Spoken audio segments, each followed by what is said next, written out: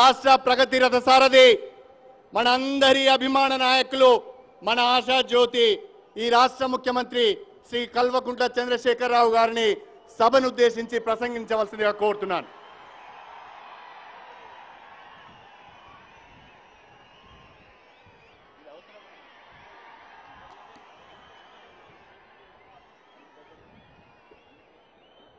గౌరవనీయులైన మంత్రివర్యులు, పార్లమెంటు సభ్యులు, శాసన మండలి సభ్యులు, శాసనసభ్యులు, వివిధ స్థాయిల స్థానిక సంస్థల ప్రజాప్రతినిధులు, ఇటీవలనే పార్టీ సభ్యత్వాన్ని విజయవంతంగా పూర్తి చేసుకొని వివిధ స్థాయిలకు పార్టీ నాయకులుగా ఎన్నుకోబడ్డటువంటి మిత్రులు, తెలంగాణ రాష్ట్రం నలుమూలల నుంచి అశేషంగా ఈ మహాసభకు తరలివచ్చినటువంటి అన్నాదమ్ములకు, అక్కా చెల్లెలకు అందరికీ వందనం, శుభాభివందనం, తెలంగాణ ఉద్యమాభివందనం. మహబూబ్ నగర్ జిల్లా నుంచి ఎక్కడనో గద్వాల, వనపర్తి ప్రాంతాల నుంచి ఎంపీలు, మంత్రులు జితేందర్ రెడ్డి గారు, జూపల్లి కృష్ణారావు గారు, లక్ష్మారెడ్డి గారు, నిరంజన్ రెడ్డి గారు, అక్కడి శాసనసభ్యుల యొక్క నాయకత్వంలో మంచిర్యాల జిల్లా నుంచి, నిర్మల్ జిల్లా నుంచి, తెలంగాణ 31 జిల్లాల నుంచి ఎక్కువనో తక్కువనో కానీ ఎండకు భయపడకుండా దాదాపు 7:30-8 నుంచి 10,000 ట్రాక్టర్లలో ఈ సభకు తరలివచ్చినటువంటి నా రైతు మిత్రులందరికీ, కార్యకర్తలకు, నాయకులందరికీ నేను శిరస్సు వంచి పాదాభివందనం చేస్తా ఉన్నాను.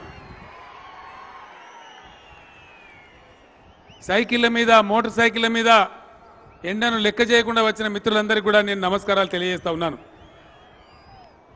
ఓరుగల్లు, పోరుగల్లు నిజమే కదా. ఇదే గ్రౌండ్లో అనేక సందర్భాల్లో, ఉద్యమ సందర్భాల్లో మాట్లాడుకున్నాం. కానీ కొంచెం బాధగా ఉంది, దుఃఖంగా ఉంది. ఈ గ్రౌండ్లో గతంలో జరిగిన అన్ని సభలలో ప్రొఫెసర్ జయశంకర్ గారు ముందు మాట్లాడి ఆ తర్వాత నేను మాట్లాడేవాడిని. దురదృష్టం వారు మన మధ్య లేరు. కానీ తప్పకుండా ప్రత్యేకించి ఈరోజు స్వర్గం నుంచి మనల్ని అందరినీ వారు చూస్తూ ఉన్నారు, ఆనందిస్తూ ఉన్నారు, ఆశీర్వాదం కూడా చేస్తూ ఉన్నారు. సార్ పెద్ద ఎత్తున జయశంకర్ సార్ అమరహే, మీరందరూ పెద్ద ఎత్తున చప్పట్లతో నివాళులు అర్పించాలి. సార్కు స్వర్గానికి వినిపించాలి దయచేసి. ధన్యవాదాలు. ఈనాడు ఈ పార్టీ 16 సంవత్సరాలు ముగించుకున్నది. ప్రారంభమైన నాడు జగన్ ఇది ఉంటుందా అని ఒకడు, ముందల పడుతుందా అని ఒకడు, మగల పుట్టింది పుబ్బల పోతుందిరా అని ఇంకోడు నానా రకాలుగా మాట్లాడింది. వాడు పోయింది కానీ మనం పోలే. 16 ఏళ్ళు పూర్తి చేసుకొని దిగ్విజయంగా 3 సంవత్సరాల పరిపాలన, ప్రభుత్వ పరిపాలన కూడా పూర్తి చేసుకొని రాష్ట్రం సాధించి తొలి గమ్యాన్ని ముద్దాడి రాష్ట్రంలోని అన్ని వర్గాల ప్రజల ముఖాల మీద చిరునవ్వు చూసేటువంటి బంగారు తెలంగాణ దిశగా ప్రస్థానమయ్యే ప్రస్తుత సందర్భంలో జరుగుతున్న ఈ మహాసభ చాలా సంతోషాన్ని, ఆనందాన్ని కలిగిస్తూ ఉన్నది. 16 సంవత్సరాలు ఉద్యమాన్ని, పార్టీని నిలబెట్టి నడిపినా, ఎన్నికల్లో పార్టీని విజయ ప్రస్థానానికి చేకూర్చి ప్రభుత్వం ఏర్పాటు చేసే అవకాశం తెచ్చినా, ఈరోజు మళ్ళీ ఈ మహాసభలో ఇంత భారీ ఎత్తున భారతదేశంలో ఏ పార్టీ కూడా గుండెలు జాలై ఇంత పెద్ద సంఖ్యలో సభ పెట్టడానికి ఈ సభను ఈరోజు విజయవంతం చేస్తున్న ఈ కీర్తి, ఈ గౌరవం, ఈ మొత్తం గౌరవం టీఆర్ఎస్ పార్టీ గులాబీ శ్రేణులదే, కార్యకర్తలదే, మీదే మీదే అని చెప్పి నేను మనవి చేస్తా ఉన్నాను. నాటి నుంచి నేటి వరకు అన్నం తిన్నమో, అటుకులు బుక్కినమో, ఉపవాసాలనమో, పోలీసు లాఠీ దెబ్బలు తిన్నమో రాష్ట్రాన్ని సాధించే వరకు విశ్రమించలే. ఈరోజు కూడా రాష్ట్ర ప్రభుత్వంలో ఏ ఒక్క వర్గాన్ని కూడా విస్మరించకుండా అందరి సంక్షేమాన్ని తీసుకొని మనం ముందుకు పోతూ ఉన్నాం. తెలంగాణ వచ్చింది, వచ్చినాక ఏం జరగాలి? అనేకమైనటువంటి అవస్థలు, వలసలు పోతున్న లక్షలాది మంది ప్రజలు, మన వర్ధన్నపేట, మన పర్కాల, మన వరంగల్ పట్టణ పరిసరాల నుంచి లక్షలాది మంది చేనేత కార్మికులు సూరత్ పోయినటువంటి సందర్భం. వాళ్ళు ఇంకా రావాలి, ఇప్పుడు వస్తారు. ఇప్పుడు టెక్స్టైల్ పార్క్ వస్తే అందరూ కూడా తిరిగి వస్తారు. పాలమూరు మహబూబ్నగర్ జిల్లా నుంచి 15 లక్షల మంది రైతులు వలస పోయి దేశవ్యాప్తంగా పొట్టబోసుకోవడానికి కూలీ చేస్తూ బతుకుతున్న పరిస్థితి. సమైక్య రాష్ట్రంలో జరిగిన జీవన విధ్వంసం, రైతుల ఆత్మహత్యలు, చేనేత కార్మికుల ఆకలి చావులు, అనేకమైనటువంటి ఇబ్బందులు, పటాకులు వేలిపోయినట్టు పేలిపోయే ట్రాన్స్ఫార్మర్లు, వందల వేలాదిగా ప్రతిరోజు కాలిపోయేటువంటి కరెంటు మోటార్లు, చాలా భయంకరమైనటువంటి దృశ్యం. ఏం చేయాలా? ఎక్కడ చూసినా జనరేటర్లు, ఇన్వర్టర్లు, కన్వర్టర్లు, స్టెబిలైజర్లు. ఇది 2014 జూన్ 2న మన ముందున్నటువంటి తెలంగాణ ముఖ చిత్రం. వాస్తవం మీ అందరికీ తెలుసు.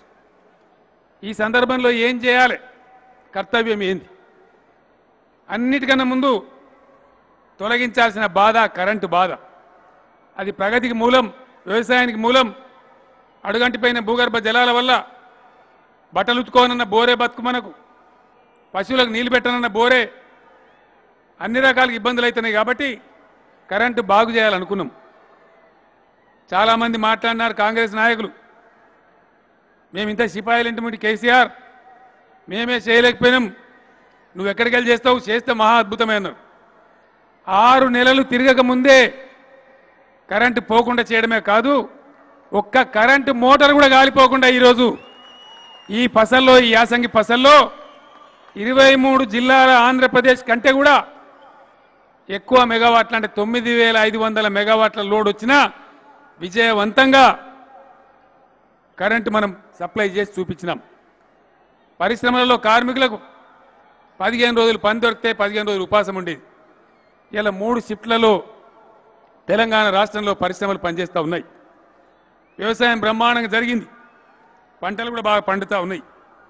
పవర్ హాలిడే లేవు, ఎవ్రీ డే పవర్ డే కింద, ఎనర్జీ డే కింద బ్రహ్మాండంగా ముందుకు పోతూ ఉన్నాం. సంక్షేమానికి ప్రాధాన్యం ఇచ్చుకున్నాం. ఇప్పుడే మిత్రులు కడియం సిఆర్ గారు చెప్పినారు, నేను ఆ విషయం ప్రస్తావించను, సమయం ఎక్కువ తీసుకొని మీరు కూడా మళ్ళీ పోవాలి. 40,000 కోట్ల రూపాయలతో దేశంలో ఎక్కడ లేని విధంగా బ్రహ్మాండమైన సంక్షేమ కార్యక్రమాలు ఈ రాష్ట్రంలో చేస్తూ ఉన్నాం. అవి మీ అనుభవంలో ఉన్నాయి, మీ అందరికీ కూడా తెలుసు. చివరికి ఎక్కడ దాకపోయినామంటే హైదరాబాద్లో కానీ, వరంగల్ ఎంజిఎంలో కానీ, నిమ్స్లో, ఉస్మానియాలో, గాంధీలో కానీ, ఇతర జిల్లా హాస్పిటల్లో కానీ పేదల పాపం వస్తే కొంతమంది దురదృష్టవంతులు చనిపోతారు. ఆ చచ్చిపోయిన వాళ్ళకి చివరి బిల్లు కట్టేదే చాలా కష్టం. తర్వాత అంబులెన్స్ తీసుకొని పోవాలంటే వాళ్ళు పెట్టే బాధలు వర్ణనాతీతం.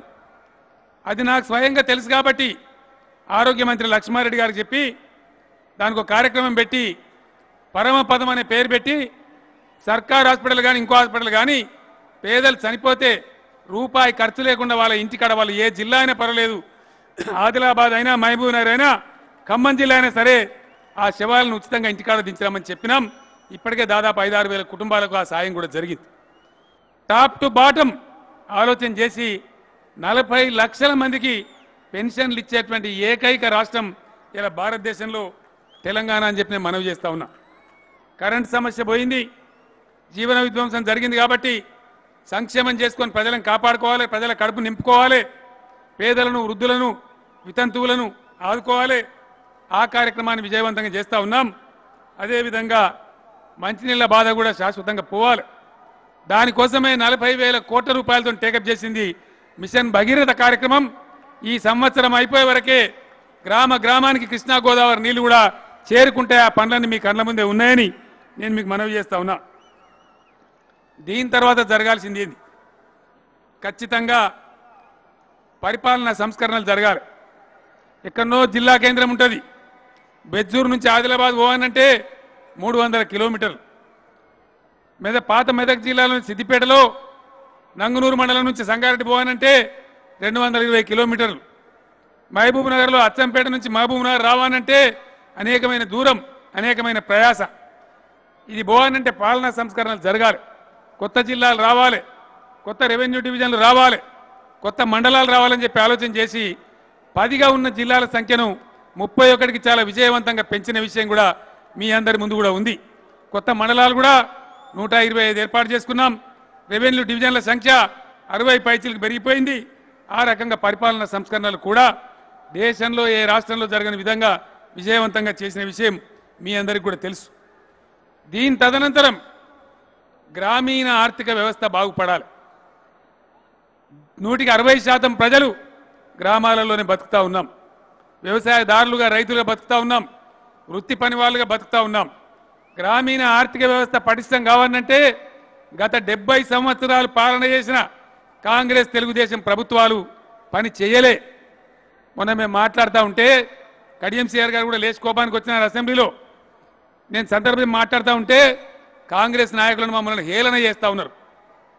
గొర్రె పిల్లలు, శాప పిల్లలు అని మాట్లాడుతూ ఉన్నారు. అవసరం లేదా సోదరులారా? నేను ఒక మాట మనవి చేస్తా ఉన్నా.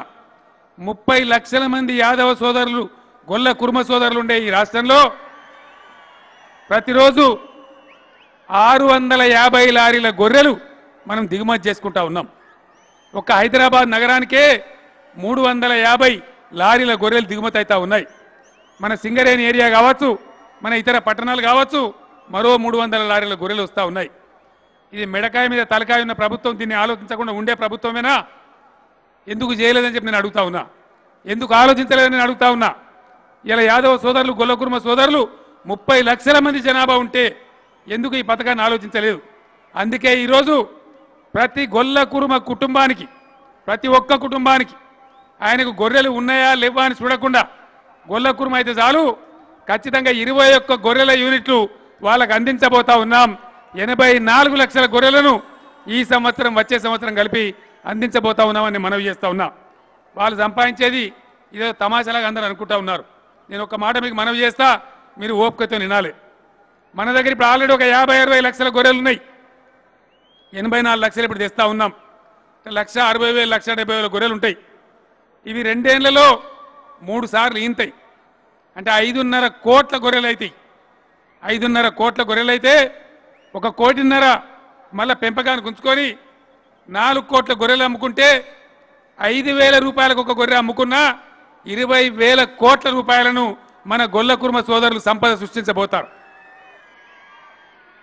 20,000 కోట్లంటే ఈశాన్య భారతంలో ఉండే ఒక 5-6 రాష్ట్రాల బడ్జెట్ కంటే ఎక్కువ అని చెప్పి నేను మనవి చేస్తా ఉన్నా. అంత పెద్ద శక్తి మన యాదవ్ సోదరులలో ఉంది. అందుకే ఈ పథకాన్ని ప్రవేశపెట్టినాం. ఇందులో పైరవేలు ఉన్నాయి. ఎవరికి లంచాలు ఇవ్వద్దు. మీరు సొసైటీలలో మెంబర్లు అయితే చాలు. ఆ ప్రకారంగా విజయవంతంగా దీన్ని పూర్తి చేసుకుంటాం. అదేవిధంగా నాయి బ్రాహ్మణ సోదరులు మనకు క్షౌరాలు చేస్తేనే మంచిగా శుభ్రంగా ఉన్న ఇవాళ సభలు అందరం మంచిగా కనబడుతున్నాం. వాళ్ళకి క్షౌరాలు చేయకపోతే ఎంటికలు పెరిగి గుడ్డేలుగులు కనబడ్డట్టు కనబడతాం. నిజమే కదా? నిజమేనా కాదా అన్న? నిజమేనా? ఆ సోదరులను కూడా ఆదుకోవాలి. దోబి రజక సోదరులు మన బట్టలు ఉతికితేనే పరిశుభ్రంగా ఉంటాం.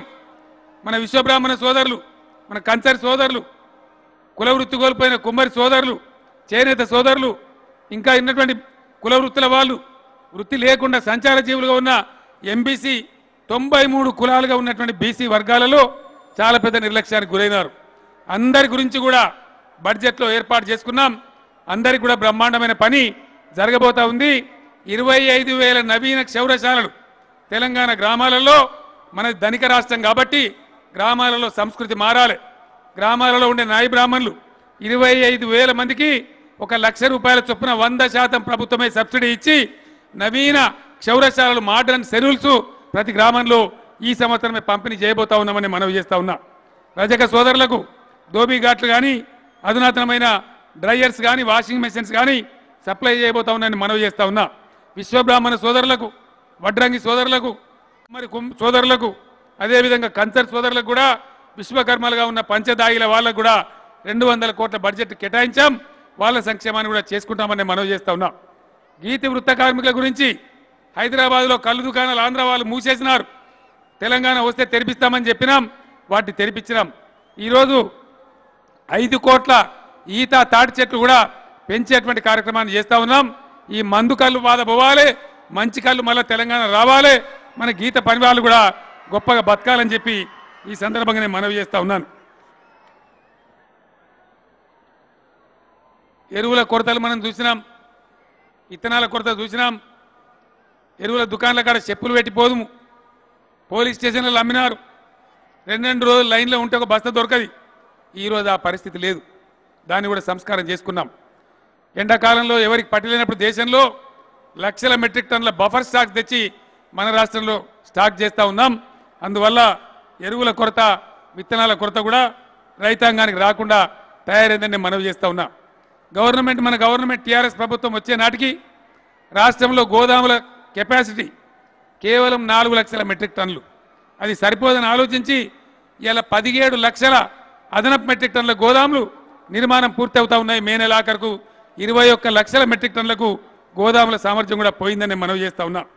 ఈ విధంగా కరెంటు బాగు చేసుకున్నాం, మంచినీళ్ళ సమస్య తీర్చే ప్రయత్నం చేసుకుంటా ఉన్నాం. మిషన్ కాకతీయ కింద చెరువులన్నీ కూడా 19,000 చెరువులు ఇప్పటికే బాగు చేసుకున్నాం. మిగిలిన చెరువులు బాగు చేసే దిశగా పోతా ఉన్నాం. చేప పిల్లలు కూడా బ్రహ్మాండంగా 27,000 కోట్ల చేప పిల్లలు ఈసారి వేసుకున్నాం. మళ్ళీ రాబోయే రోజులలో 50 కోట్ల చేప పిల్లలను ఉచితంగా సరఫరా చేయబోతా ఉన్నాం. మత్స్య పరిశ్రమకు కూడా 1000 కోట్ల రూపాయలు కేటాయించుకున్నాం. మత్స్య కార్మికులను కూడా బ్రహ్మాండంగా తయారు చేసుకోవడానికి పోతా ఉన్నాం. వీటన్నిటితో పాటు గ్రామీణ ఆర్థిక వ్యవస్థ బ్రహ్మాండంగా ముందుకు రావాలంటే రైతులు బాగుపడాలి. మీ అందరికీ తెలుసు, ఇండియాలో ఏ రాష్ట్రం చేయని విధంగా 17,000 కోట్ల రూపాయలు రైతుల రుణాలను మొన్న చివరి కిస్తుతో